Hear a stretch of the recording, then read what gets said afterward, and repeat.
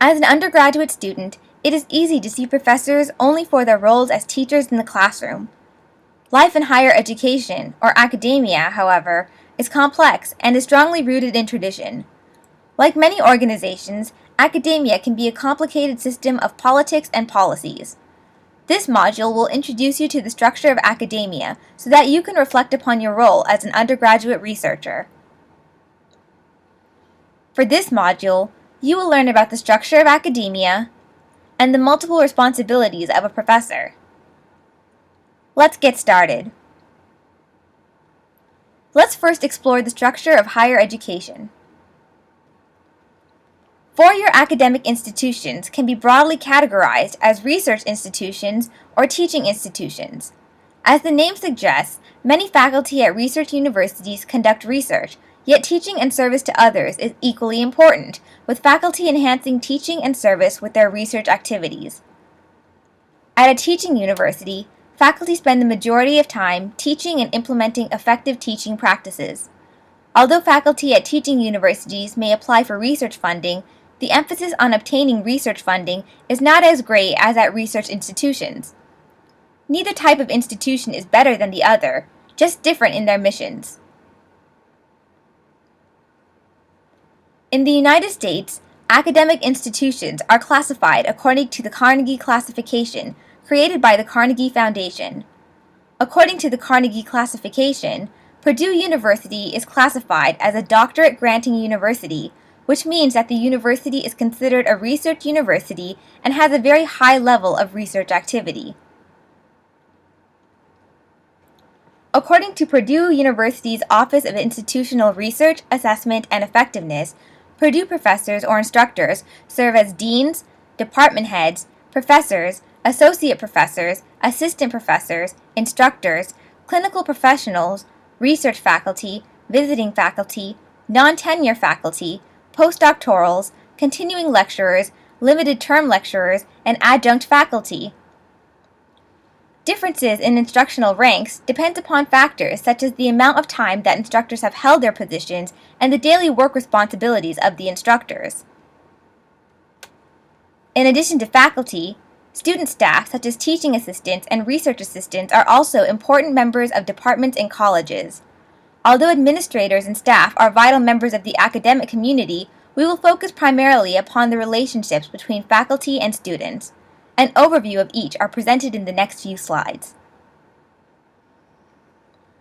Students at Purdue can be classified as undergraduates or graduate students. Undergraduate students primarily attend the university to obtain a baccalaureate degree. Although such degrees may be completed in 4 years, it might take longer depending upon a variety of factors. The primary focus is on educational breadth and not necessarily depth. While many fields allow students to acquire a job after obtaining an undergraduate degree, other fields may require advanced study or attendance at a professional school prior to entering the workforce. Graduate students may be pursuing a master's degree or Doctor of Philosophy degree, or PhD. Graduate-level coursework develops a deeper level of knowledge in an area of study. Graduate students are expected to develop strong research and writing skills as they work towards becoming an expert in their field. Publishing papers and presenting them at conferences is common and quite desirable.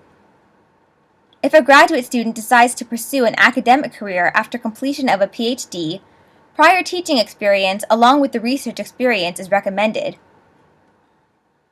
PhD graduates may get hired as postdoctoral researchers, or postdocs, to further their research and publish their work.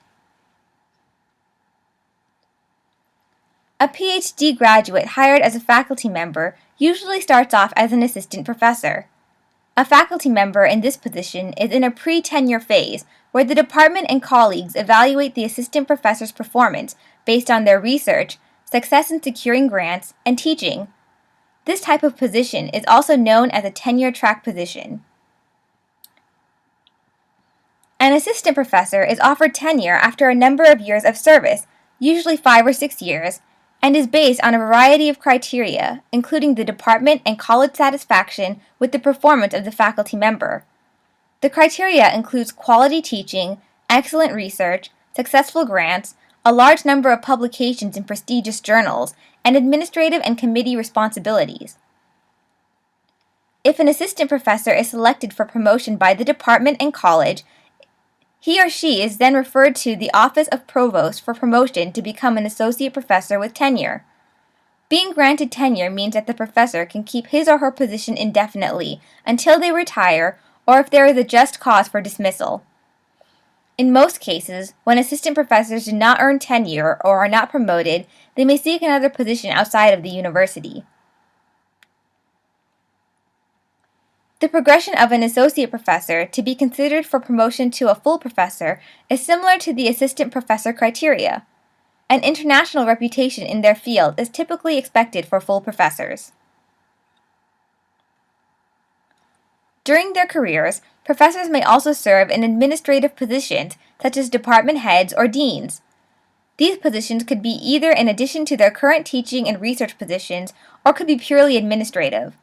All of the professors, assistant, associate, and full, are overseen in the department by the department head. The department heads from all schools in the college report to the dean of that college. All deans from each college report to the provost, and the provost works under the president of the university. Most undergraduate students think of professors as nothing else but teaching in the classroom. Professors, however, have three main responsibilities in academia: research, service, and teaching. The relative weight of each of these responsibilities depends on the university type and the departmental expectations. Descriptions of each area follow. When it comes to research, a significant portion of time is spent acquiring funding for the research by responding to requests for proposals or RFPs, or submitting grant applications to funding agencies such as the National Science Foundation or the National Institutes of Health. Research funding may be used to pay for numerous things, including graduate or undergraduate student salaries, supplies, travel, or research equipment. Professors conduct research, advise graduate students on their research, and publish their findings in professional journals. These publications are usually required by the department and count towards the promotion. There are two aspects in teaching: teaching in the classroom and teaching outside of the classroom.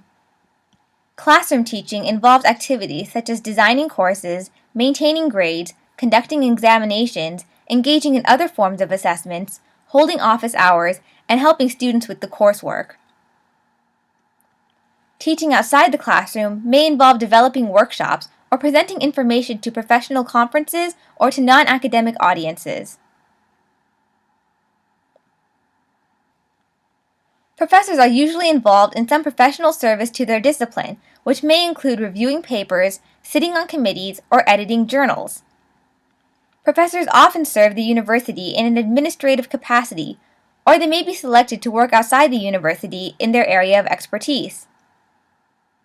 Service may include participation in committee meetings, department meetings, advising or mentoring undergraduates and graduate students in their careers, and writing recommendation letters. Activities that may involve all three areas include being part of a graduate student's thesis committee, helping graduate students to conduct research, editing thesis drafts, and participating in oral defenses of graduate theses.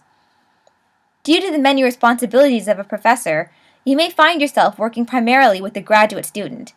In such cases, remember that these graduate students are just as capable of mentoring and guiding you in your researcher role. This module has given you a general idea of the roles of professors and students in academia. It has also made you aware of all the different responsibilities a professor has to fulfill in addition to serving as your research advisor. If you need more information about the hierarchy of academia, various resources are available in the Purdue University libraries, bookstores, and online, as well as from your graduate mentors and professors.